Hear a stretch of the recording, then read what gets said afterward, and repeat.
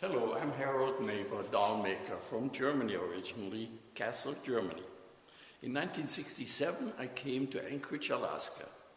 In the early 70s, I made my first Eskimo dolls, right there in Anchorage at 831 West 4th Avenue. We used natural furs, like on Sally here, this type outfit, this Kamalika, parka. We used rabbit and reindeer. This dangle legs Molly was the first one we called Neighbor Kid.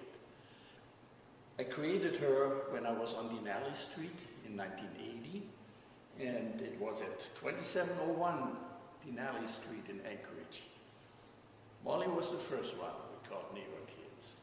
From the very beginning, I used wood as my medium of choice to make the doll parts. In the early days, like in the 70s and 80s, we made a silicone rubber mold of each one of the doll parts and then cast the part in resin, in a two-component resin. Later, I went away from the resin application, and now the dolls we're making now are all natural wood.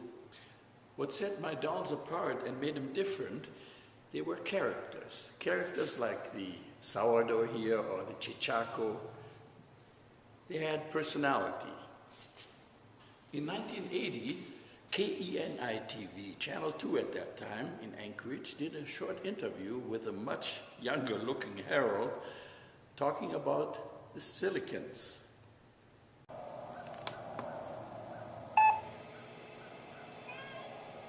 Hidden on a little traveled part of Denali Street is the Naber Doll Factory, the source of a unique line of Alaskan dolls.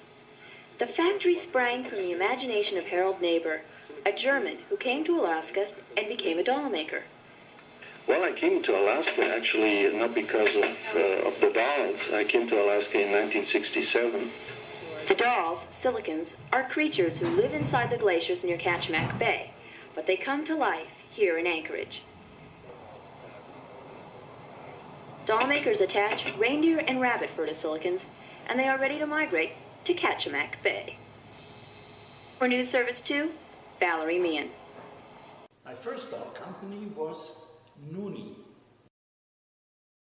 We called it Noonie Doll Company because the reindeer fur came from the island of Nunivak, which we used to make the parkas of the dolls. Now, I sold this company in 1975 to Northern Horizons, also known as Kayana, in Anchorage. Went to Florida, came back in 1979, and then I asked my good friend Bart Eisner, I says, Bart, I need a place to start making dolls again. He says, come on, come to my garage. I have a big garage up there on Camel Airstrip. So that's where I started again. Now these characters, I call them characters, they have a personality.